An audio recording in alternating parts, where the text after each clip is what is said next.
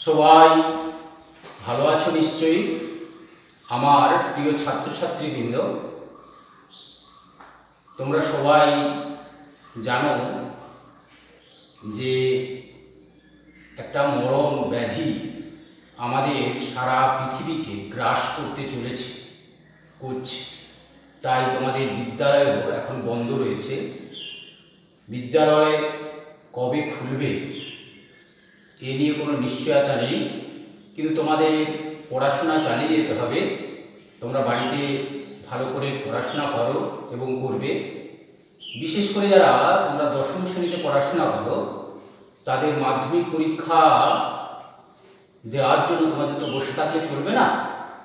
তোমাদের পরপর সিলেবাস অনুযায়ী প্রতিটি বিষয় পড়াশোনা করতে হবে। তাই আজ আমি তোমাদের ভূগোলে কিছু সার্বিক কথাবার্তা বলবো, তোমরা তা শুনবে। এই ভিডিওটা খুব সুন্দর করে দেখবে। তো আমাদের ভূগোলে যে আঞ্চলিক পার্টটা আছে, তোমাদের জানুয়ারি এবং ফেব্রুয়ারি কিছুদিন ক্লাস হয়েছে, সেখানে ভারতের ভূপ্রকৃতি, ভারতের নদ নদী প্রায় হয়ে গিয়েছে। তো এরপরে যেটা আছে ভারতের জলবায়ু, তারপরে হচ্ছে ভারতের মৃত্তিকা, ভারতের স্বাভাবিক উদ্ভিদ। তো আজকে তোমাদের আমি এই ভিডিওটার মাধ্যমে ভারতের জলবায়ু সম্পর্কে কিছু ধারণা দেব। তোমরা সবাই জানো এভাবে তো আর ক্লাস নেওয়া যায় না, কারণ ক্লাসের সবচেয়ে প্রধান ভূমিকা থাকে তোমাদের অংশগ্রহণ, তোমাদের উত্তর, তোমাদের প্রশ্ন, সর্বোপরি তোমাদের মুখের অঙ্গভঙ্গি আমার পড়ানোর ক্ষেত্রে এক খুব উল্লেখযোগ্য ভূমিকা বহন করে। তোমরা সামনে না থাকলে শুধুমাত্র এইভাবে পড়ানো যায় না। তবু আমি বর্তমান পরিস্থিতি নিরিখে তোমাদের কিছুটা চেষ্টা করছি ভারতের জলবায়ু সম্পর্কে একটি সার্বিক জ্ঞান দেওয়া। এবং তোমরা এই ভিডিওটা দেখার পর বইটার দিকে তাকাবে। যদি কোনো অসুবিধা হয় আমাকে অবশ্যই বলবে। তো ভারতের জলবায়ু পড়তে গেলে বা আমাদের মাধ্যমিক পরীক্ষার জন্য বা দশম শ্রেণীর যে পরীক্ষাগুলো এরপরে স্কুল বিদ্যালয় খুললে হবে, সেখানে এই ভারতের জলবায়ু সম্পর্কে কি কি প্রশ্ন আসতে পারে বা ভারতের জলবায়ু তোমরা কোন কোন জায়গাগুলো পড়বে।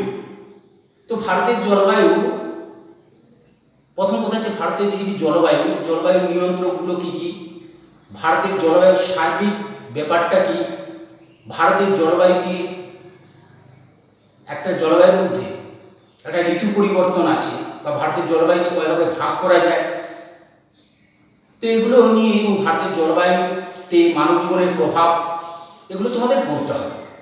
তো প্রথমে আমি তোমাদের ভারতের জলবায়ু অ্যাকচুয়ালি কি ব্যাপারটা, এটা একটু তোমাদের পূর্বের অনেক জ্ঞান আছে। জলবায়ু কাকে বলে তোমরা মোটামুটি পড়াশোনা করে এসেছো। তোমরা মোটামুটি জানো যে দুটো শব্দ আছে, একটা হচ্ছে আবহাওয়া, আরেকটা জলবায়ু।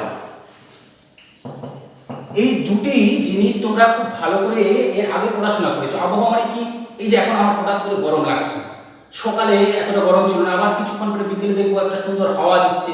এই যে একটা দিনে বিভিন্ন সময়ে আমাদের পারিপার্শ্বিক অবস্থার পরিবর্তন হচ্ছে, এটাকে আমরা আবহাওয়া বলি, তোমরা সবাই জানো। আর জলবায়ু, এই আবহাওয়ার একটা গড় উপাদান, সেই গড় প্রায় 35 বছর, গড় যে উপাদান তার সাথে আমরা জলবায়ু বলি। আর এই জলবায়ু পরিবর্তন হয়, কিন্তু সাধারণত জলবায়ুকে আমরা দেখি একটা ব্রড লিস্ট, সারা পৃথিবীর জলবায়ু, এশিয়া মহাদেশের জলবায়ু, ইউরোপের জলবায়ু, এবং আমাদের যেটা আমাদের পড়া সেটা হচ্ছে যে আমরা জানবো ভারতের জলবায়ু। ভারতের জলবায়ু, আচ্ছা, ভারতের জলবায়ু বলতে গেলে আমি প্রথমে তোমাদের বলি যে ভারতের জলবায়ু ব্যাপারটা কি। ভারতের জলবায়ু বলতে এই যে ভারতের জলবায়ু সাধারণত আমরা প্রধানত তিনটে জিনিস আমরা একটু জানলে মোটামুটি সুবিধা হবে। যে উষ্ণতা, 2 বৃষ্টিপাত, 3 বায়ু প্রবাহ। প্রধানত এই তিনটে জিনিস যদি আমরা একটু নিজেরা বুঝতে চেষ্টা করি তাহলে ভারতের জলবায়ু সম্পর্কে সার্বিক একটা আমরা আইডিয়া পাবো। কিরকম? যেমন ভারতে ধরো আমরা এখন কোথায় আছি, আমাদের রাজ্য পশ্চিমবঙ্গ, এবং সারা ভারতবর্ষে একবারে উত্তর ভাগে তোমরা মোটামুটি ম্যাপটা সম্পর্কে তোমরা জানো যে ভারতবর্ষে এই দেখো এটা উত্তর দিক, এটা দক্ষিণ দিক, এই পূর্ব পশ্চিম। কোনো কোনো সময় ভারতে এখানে প্রবল উষ্ণতা, এখানে সেরকম উষ্ণতা নেই। মানে উষ্ণতা মানে কি, আমাদের এই যে গরম লাগছে আবার ঠান্ডা লাগছে, এই এই এই জিনিসটা এইখানে প্রবল উষ্ণতা, এখানে কম উষ্ণতা। আবার কোনো কোনো সময় দেখা যায় যে এখানে প্রচণ্ড বৃষ্টিপাত হচ্ছে, এখানে কিছুটা কম, এখানে অনেকটা আবার বেশি। এরকম করে বিভিন্ন জায়গায় বৃষ্টিপাতের পরিমাণে তারতম্য হয়, সেরকম উষ্ণতার পরিমাণে তারতম্য হয়। আবার কোনো কোনো তো সময় তোমরা দেখেছো, বই পড়েছো, টিভিতে খবর শোনো যে আজকে বঙ্গোপসাগরে প্রবল নিম্নচাপ হবে। তার মানে এই নিম্নচাপ মানে কি, বায়ু একটা জায়গা থেকে আরেকটা জায়গার দিকে পরিবর্তন করে। তাহলে বিভিন্ন সময় এই যে পরিবর্তন হচ্ছে, কিসের, যে উষ্ণতার পরিবর্তন হচ্ছে, বৃষ্টিপাতের পরিবর্তন হচ্ছে, বায়ু প্রবাহের পরিবর্তন হচ্ছে, সারা ভারতবর্ষে বিভিন্ন জায়গায় বিভিন্ন রকম। এটাই আমাদের ভারতের জলবায়ুর সার্বিক ব্যাপার, যে ভারতের জলবায়ুটা কি। আচ্ছা, এইবারে আমি তোমাদের একটু বইয়ের দিকে চাই। বইয়েতে তোমাদের প্রথম দেওয়া আছে যে ভারতের জলবায়ু অ্যাকচুয়ালি ভারতের জলবায়ু কীরকম প্রকৃতির, কি প্রকৃতি। তো এই কথা বলতে গিয়ে আমি তোমাদের বলি যে ভারতের জলবায়ু সাধারণত বইয়েতে তোমরা দেখবে যে লেখা আছে মৌসুমী প্রকৃতির জলবায়ু, মৌসুমী প্রকৃতির জলবায়ু। তাহলে ভারতের জলবায়ু মৌসুমী প্রকৃতির জল। মৌসুমী এর একটা অর্থ আছে, এর অর্থ হচ্ছে ঋতু। ঋতু ভেদে যে বায়ু মোটামুটি প্রবাহিত হয় তাকে আমরা মৌসুমী বলি, মৌসুমী বায়ু বলি। এই মৌসুমী বায়ু ভারতের জলবায়ুর প্রধান বৈশিষ্ট্য। আর ভারতের জলবায়ুকে এর সাথে আরেকটা জিনিস করে দেওয়া আছে কি, যে ভারতের জলবায়ু ক্রান্তীয় মৌসুমী প্রকৃতি বা ক্রান্তীয় মৌসুমী জলবায়ু। তাহলে 1 নম্বরে যদি কোশ্চেন আসে তোমাদের কোনো সময় পরীক্ষাতে, যে ভারতের জলবায়ু কি প্রকৃতি, তখন আমাদের লিখতে হবে ভারতের জলবায়ু মৌসুমী আর ক্রান্তীয় মৌসুমী প্রকৃতি। তো এই, এবং ভারতের বিভিন্ন জায়গায় বৃষ্টিপাত হয়, বিভিন্ন জায়গায় উষ্ণতার তারতম্য হয়, বিভিন্ন জায়গায় বায়ু প্রবাহের তারতম্য হয়, এগুলো মোটামুটি আমরা জানি, এগুলো মোটামুটি জানলাম। তাহলে এইবারে এই যে বিভিন্ন জায়গায় জলবায়ুর মধ্যে আমি বললাম যে কোথাও বৃষ্টিপাত বেশি হয়, কোথাও বৃষ্টিপাত কম হয়, কোথাও উষ্ণতা বেশি, কোথাও উষ্ণতা কম, এগুলো কেন হয়? তার মানে তোমাদের বইতে আছে দেখবে যে ভারতের জলবায়ু নিয়ন্ত্রকগুলো কি কি। নিয়ন্ত্রক মানে এই যে ভারতের জলবায়ুকে নিয়ন্ত্রণ কে করছে, কেন এরকম কোনো কোনো জায়গায় কম বেশি হয়, কোনো কোনো জায়গায় বায়ু প্রবাহ, কোনো জায়গায় প্রবল পরিমাণে ঝড় বৃষ্টিপাত হয়, কোনো জায়গায় কম ঝড় হয়। তাহলে এগুলো কেন হয়? তো এগুলো তোমাদের বইতে খুব সুন্দর করে লেখা আছে। আমি শুধু জাস্ট একটু করে তোমাদের বলে যাচ্ছি, তোমরা দেখবে বইয়ে। প্রথমে দেখবে লেখা আছে অক্ষাংশ বা অবস্থান। নাম্বার 2তে লেখা আছে দেখবে হিমালয় পর্বতে অবস্থান। তৃতীয় দেখবে তোমাদের লেখা আছে ভূপ্রকৃতি। চতুর্থ নাম্বার 4-এ লেখা আছে হয়তো তোমাদের দেখবে জেট বায়ুর ভূমিকা। তারপর নাম্বার 5-এ লেখা আছে দেখবে খুব ভাইটাল জিনিস, এল নিনো বা লা নিনার প্রভাব। বা আমাদের আরেকটা ভাইটাল যেটা, সেটা হচ্ছে সমুদ্রের অবস্থান। ভারতবর্ষের জলবায়ু নিয়ন্ত্রণে সমুদ্রের অবস্থান খুব ইম্পর্টেন্ট। তাহলে এগুলো একটু করে আমরা দেখি যে ব্যাপারটা কি। তো এই ব্যাপারটা দেখতে গেলে আমরা প্রথমে অক্ষাংশ এবং তার অবস্থান, এটা তোমরা ম্যাপে খুব ভালো করে দেখো যে আমরা ভারতবর্ষের যে অবস্থানটা, সেই ভারতবর্ষের অবস্থান দেখো, উত্তর দিকে বিশাল হিমালয় পর্বতমালা, আর দক্ষিণে কি আছে, আমাদের 3টে দিকে সাগর আছে, একদিকে আরব সাগর, একদিকে বঙ্গোপসাগর, একদিকে ভারত মহাসাগর। তাহলে এই যে অবস্থান, এই অবস্থানের জন্য কিন্তু জলবায়ু বিশাল নিয়ন্ত্রকের ভূমিকা পালন করে। এখানে লেখা আছে আরেকটা অক্ষাংশ। অক্ষাংশ মানে কি? আমরা ভারতের যে অবস্থান, ভারতের একবার দক্ষিণ দিকে যদি আমরা থেকে শুরু করি, দক্ষিণ দিকে 8 ডিগ্রি 4 মিনিট উত্তর থেকে 37 ডিগ্রি, 8 ডিগ্রি 4 মিনিট উত্তর থেকে আমাদের কত আছে 37 ডিগ্রি 6 মিনিট উত্তর, এর হচ্ছে যে অ্যাকচুয়ালি অক্ষাংশগত অবস্থান। তোমরা একটু আগে আমি বলেছিলাম ক্রান্তীয় প্রকৃতি। ক্রান্তীয় প্রকৃতির মানেটা কি হচ্ছে? এই যে দেখো, আমরা এই ভারতের যে অক্ষাংশের যে বিস্তার, এই অক্ষাংশের বিস্তারে আমাদের ভারতের প্রায় মাঝখানে একটা রেখা চলে গেছে, যেটা হচ্ছে 37 ডিগ্রি উত্তর, যেটার নাম হচ্ছে কর্কটক্রান্তি রেখা, তোমরা সবাই জানো। তাহলে এই যে বিস্তারটা, এই বিস্তারে পুরো এই অংশটা যদি আমরা, তোমরা মনে করো ক্লাস 8-এ পড়েছিলে যে পৃথিবীর তাপমণ্ডল, সেই পৃথিবীর তাপমণ্ডলে 0 ডিগ্রি নিরক্ষরেখা, এখান থেকে ওপরের দিকে ছিল 37 ডিগ্রি উত্তর, এই 37 ডিগ্রি উত্তর, এইটা হচ্ছে উষ্ণমণ্ডল ছিল, এইখানে ছিল নাতিশীতোষ্ণমণ্ডল, আর এখানে ছিল কি হিমমণ্ডল। দেখো ভারতবর্ষে এই যে পাটটা, দক্ষিণ পাটটা, সেটা হচ্ছে আমরা ক্রান্তীয় মণ্ডল, ভারত ক্রান্তীয় মণ্ডলে অবস্থিত। কিন্তু ভারতের এই দেখো, এই যে পাটটা 37 ডিগ্রি উপর থেকে, এটা কিছুটা নাতিশীতোষ্ণ প্রকৃতির জলবায়ু। তার মানে ভারতের জলবায়ুর অক্ষাংশগত একটা প্রবল ভূমিকা আছে। নাম্বার 2, দেখো নাম্বার 2-তে আছে হিমালয় পর্বতের অবস্থান। হিমালয় পর্বত তোমরা একটু ম্যাপে দেখলে আমাদের ভারতবর্ষের একবারে উত্তর পাটে কি আছে, বিশাল সুবিশাল হিমালয় পর্বতমালা। এই যে সুবিশাল হিমালয় পর্বতমালা, এই হিমালয় পর্বতমালা কিন্তু জলবায়ু নিয়ন্ত্রণে বিশাল ভূমিকা পালন করে। এই যে আরব সাগর, একটু পরে আমি তোমাদের বলবো যে আরব সাগর এবং বঙ্গোপসাগর, এখান থেকে ঠান্ডা হাওয়া, সামুদ্রিক হাওয়া, জলীয়বাষ্পূর্ণ হাওয়া, এ কি করছে, এ গিয়ে একটা বাধা হিসাবে হিমালয় পর্বত কি করে এখানে কাজ করে, এইখান থেকে গিয়ে এখানে ধাক্কা খেয়ে বাধাপ্রাপ্ত হয়ে প্রবল পরিমাণে বৃষ্টিপাত ঘটায় সারা ভারতবর্ষে। তার এই ভূমিকা আছে। আবার এই যে এশিয়া মহাদেশে এখানে সাইবেরিয়ার যে বিশাল ঠান্ডা হাওয়া, সেই ঠান্ডা হাওয়াকে কিন্তু এই যে পর্বতমালা হিমালয় পর্বতমালা কিন্তু বাধা স্বরূপ কাজ করে, এবং আমাদের ভারতবর্ষের জলবায়ুকে কিন্তু বিশালভাবে প্রভাবিত করে। তাহলে এটা আমাদের সেকেন্ড পয়েন্ট গেল ভূপ্রকৃতি। ভূপ্রকৃতি মানে কি? দেখো আমরা পড়েছি বা তোমরা বায়ুমণ্ডলের চ্যাপ্টারে পড়বে, ক্লাস হবে, যে সেখানে আমরা প্রতি 1000 মিটার উচ্চতায় যখন উপরের দিকে যাই 6.4 ডিগ্রি সেন্টিগ্রেড হারে প্রতি 1000 মিটার উচ্চতায় মানে আমরা কি হয়, বায়ুমণ্ডলের তাপমাত্রা কিন্তু কমতে থাকে।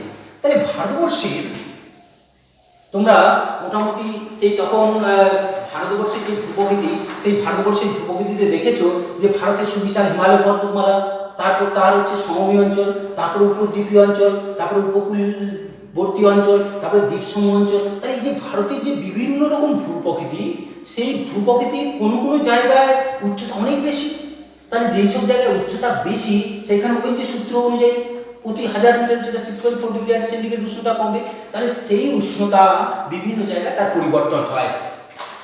নেক্সট হচ্ছে যে তোমাদের খুব মোস্ট ভাইটাল থিং যেটা আছে জেট বায়ু প্রবাহ। জেট বায়ু প্রবাহ একটা টপোস্ফিয়ারের মধ্যে একটা বায়ু প্রবাহ, যেই বায়ু প্রবাহ কি হয় সাধারণত, এটা নিম্নচাপ এবং উচ্চচাপ এর পরিবর্তন করে। আমাদের পূর্বালি যে পশ্চিমা যে যখন দক্ষিণ পশ্চিম মৌসুমী বায়ু আমাদের ভারতবর্ষে আসছে, তখন পশ্চিমী যে কিছুটা উত্তর দিকে সরে যাচ্ছে, কিন্তু যখন পূর্বালি যে সাধারণত দেখা যায়, তখন কিন্তু এই মৌসুমী জলবায়ুরও প্রাধান্য দেখা যায়। এটা জেট বায়ু প্রবাহের একটা উল্লেখযোগ্য ভূমিকা। নেক্সট যেটা সারা পৃথিবীর জলবায়ুকে পরিবর্তন করছে, সেটা হচ্ছে যে এল নিনো এবং লা নিনার প্রভাব। এটা সম্পর্কে একটু তোমাদের আমি বলি। এল নিনো, লা নিনা, এই দুটো হচ্ছে সামুদ্রিক স্রোত। প্রশান্ত মহাসাগরে পেরু উপকূলে সাধারণত এই পেরু হ্যাম্বোল্ট স্রোতে যে প্রবাহিত হয়, এই স্রোত, এই এল নিনো এর প্রভাবে আমাদের যখন সারা পৃথিবীতে এল নিনো যে একটা সামুদ্রিক স্রোত দেখা যায়, যে বছরটা এল নিনো সামুদ্রিক স্রোত দেখা যাবে, সেই বছরটা খরা, বৃষ্টিপাত খুব কম হবে।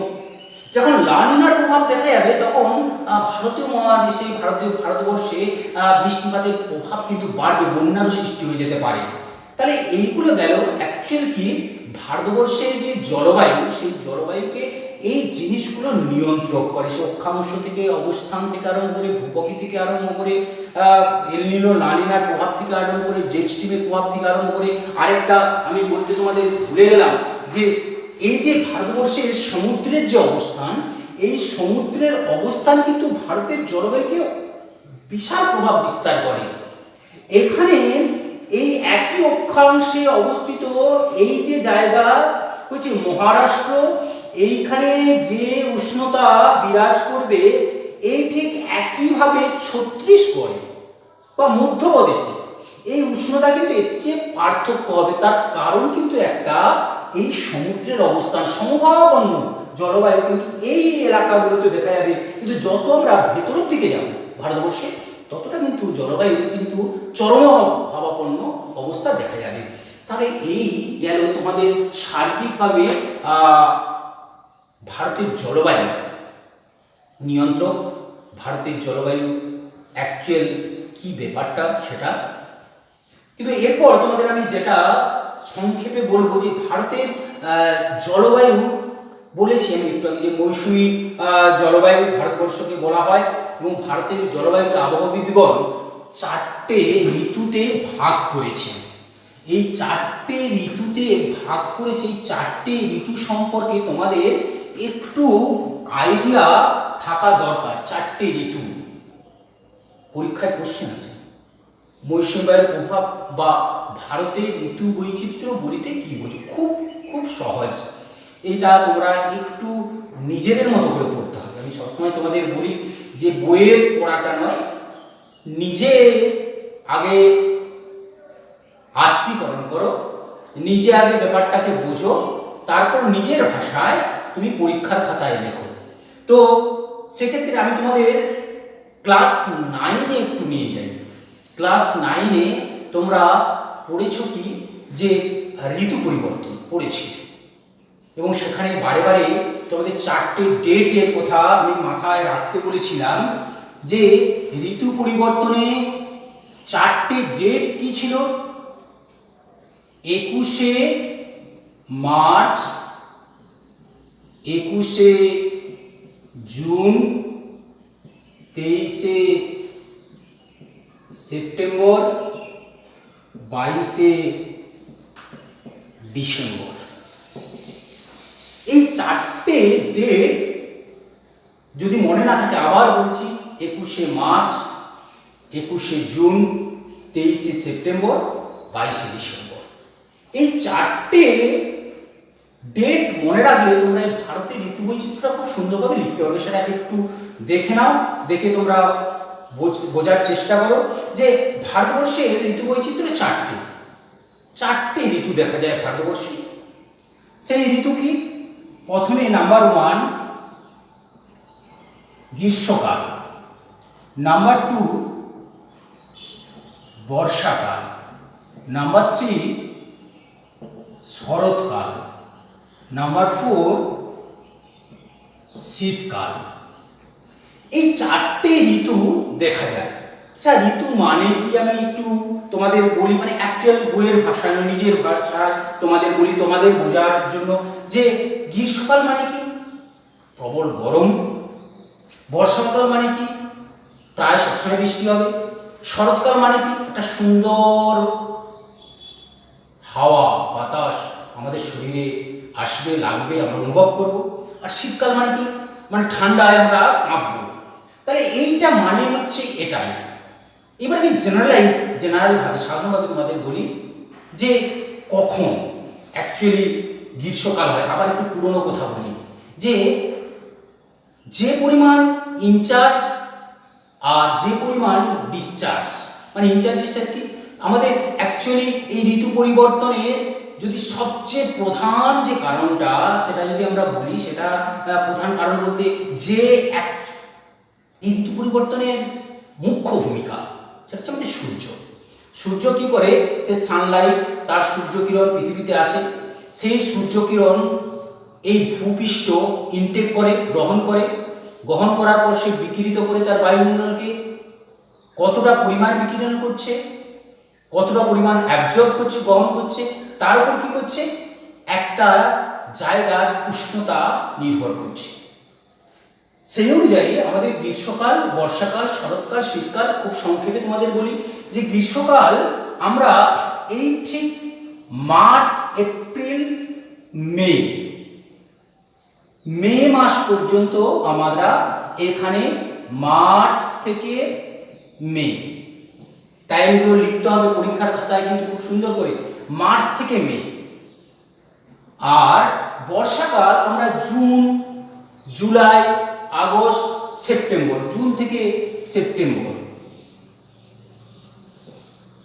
শরৎকাল অক্টোবর, নভেম্বর, 2 মাস। শীতকাল ডিসেম্বর থেকে ফেব্রুয়ারি পর্যন্ত। তাহলে এইগুলো একটু পরীক্ষায় যখন লিখবে পরিষ্কার লিখবে। গ্রীষ্মকাল মার্চ থেকে মে, বর্ষাকাল জুন থেকে সেপ্টেম্বর, শরৎকাল অক্টোবর থেকে নভেম্বর, শীতকাল ডিসেম্বর থেকে ফেব্রুয়ারি। এই টাইম টেবিল। তাহলে এই টাইম টেবিলের সাথে এই চারটের সম্পর্ক আমি কিভাবে কিভাবে লিখব? ওই যে একটু আগে বললাম যে জলবায়ু মানে হচ্ছে কি, সেখানে তিনটে জিনিস, একটা উষ্ণতা, একটা বৃষ্টিপাত, একটা বায়ু প্রবাহ। সেটা কিভাবে হয় আমাদের বিবেচ্য বিষয় এটাই থাকবে যে এই যে মার্চ থেকে মে পর্যন্ত কি হচ্ছে গ্রীষ্মকাল। এই গ্রীষ্মকালটা কেন? দেখো তোমরা সবাই জানো, পড়েছো 21শে মার্চ সূর্য, আমাদের সূর্যের সাধারণত পৃথিবীর যে আবর্তন গতি, সূর্য প্রধানত নিরক্ষরেখার উপর কিরণ দেয় কোন টাইমে? 21শে মার্চ, একবারে লম্বালম্বি কিরণ দিচ্ছে। এই জন্য উত্তর গোলার্ধ এবং দক্ষিণ গোলার্ধ সমানভাবে তাপ পায়, এবং এই তাপ পাওয়ার ফলে এ কি করে যে পৃথিবীতে প্রায় সব জায়গায় এই দিনটাতে দিন রাত্রি সমান হয়, আমরা সবাই জানি। তাহলে দিন রাত্রি সমান হয়, একটু আগে বললাম যে পরিমাণ দিনের সূর্য কিরণ পাচ্ছে সেই পরিমাণ যদি বিকিরণ করে দিতে পারে তাহলে সেখানে বেশি ঋতু পরিবর্তন বা জলবায়ু আবহাওয়ার পরিবর্তন এরকম সাধারণত হয় না। তো এরপরে 21শে মার্চের পর কি হয়, সূর্য আস্তে আস্তে উত্তর দিকে ঝুঁকতে শুরু করে, বা উত্তরে তার গমন ঘটে, কিছুটা উত্তরায়ণ হয়। আর উত্তরায়ণ হলে আমাদের ভারতবর্ষ কোন গোলার্ধে অবস্থিত? উত্তর গোলার্ধে। এই জন্য 21শে মার্চের পর থেকে আস্তে আস্তে পুরো আমাদের যেহেতু উত্তরের দিকে সূর্য থাকে, আর আমরা আমাদের পুরো ভারতবর্ষ উত্তর গোলার্ধে অবস্থিত, তাই জন্য ভারতবর্ষে গ্রীষ্মকাল শুরু হয়।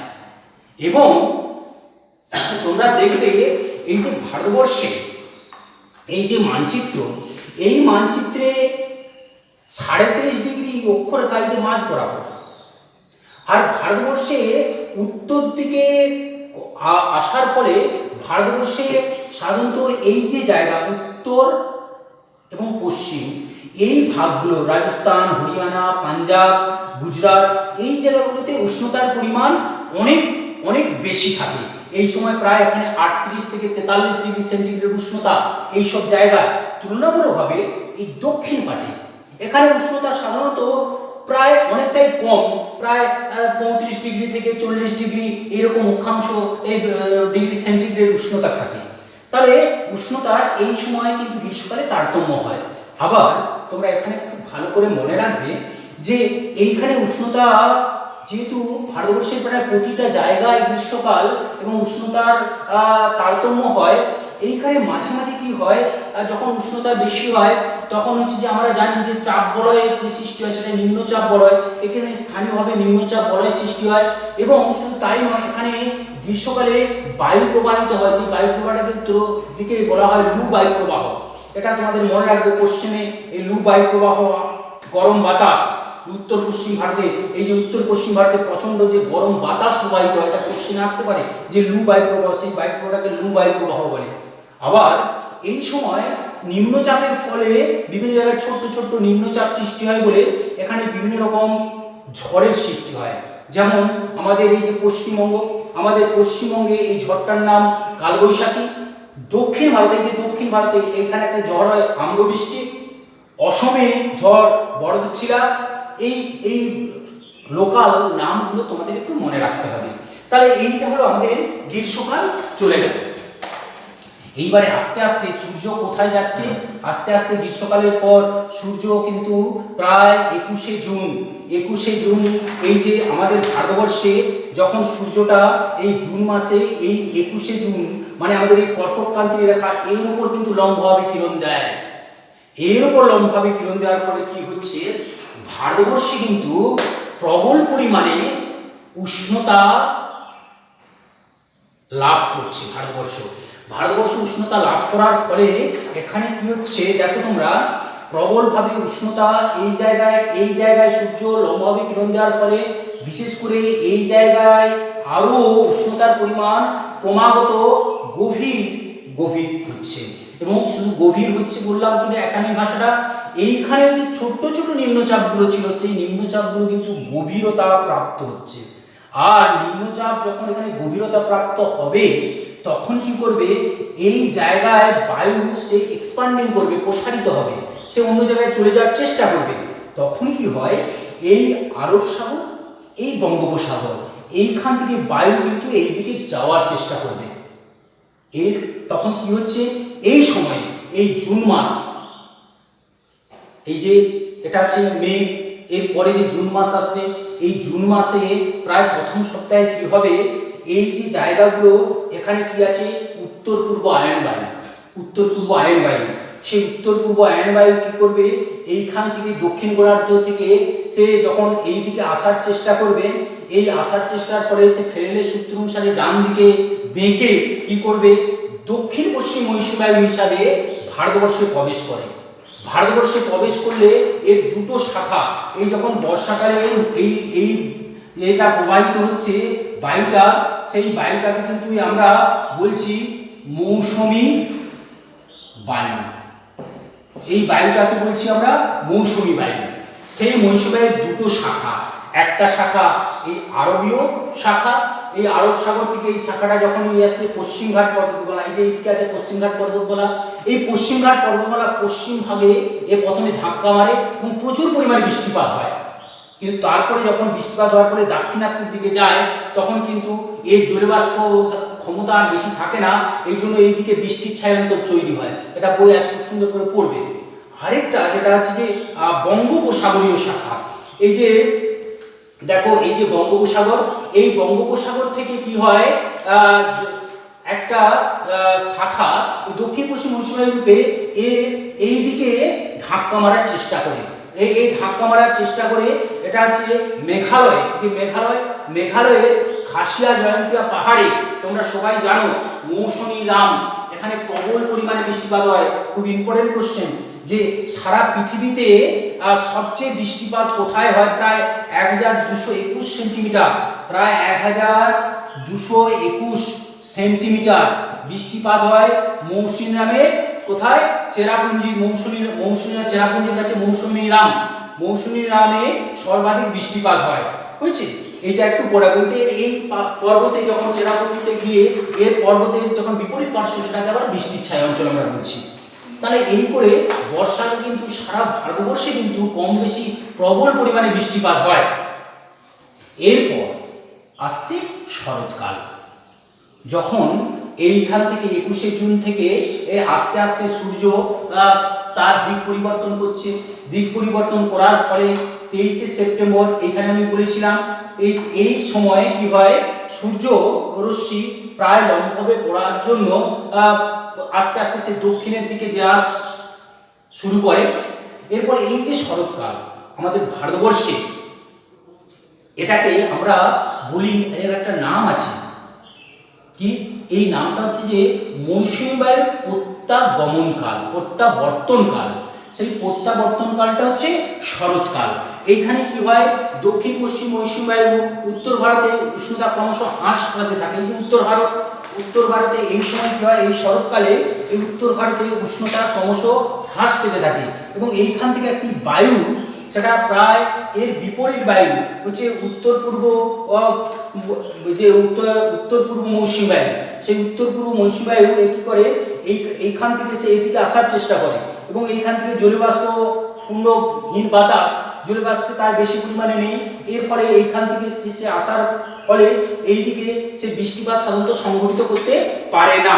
এবং এইখানে সংঘর্ষের ফলে একটা সাধারণত তামিলনাড়ু উপকূলে এই যে রিটার্নিং মৌসুম দেয়, এই রিটার্নিং মৌসুমের ফলে কিছুটা বৃষ্টিপাত হয়। তাহলে এই শরৎকাল এখানে একটা ভারতবর্ষের সুন্দর আবহাওয়া সাধারণত বিরাজ করে। এরপর এই 23শে সেপ্টেম্বরের পর সূর্য কি করে, তোমরা পড়েছো সূর্য দক্ষিণের দিকে যেতে চেষ্টা করে, দক্ষিণায়ন হয়। এবং আমরা জানি যে এই 22শে ডিসেম্বর তারিখে সূর্য কোথায় লম্বভাবে কিরণ দেয়, মকরকান্তি রেখাতে। আর মকরকান্তি কোন গোলার্ধে অবস্থিত, দক্ষিণ গোলার্ধে।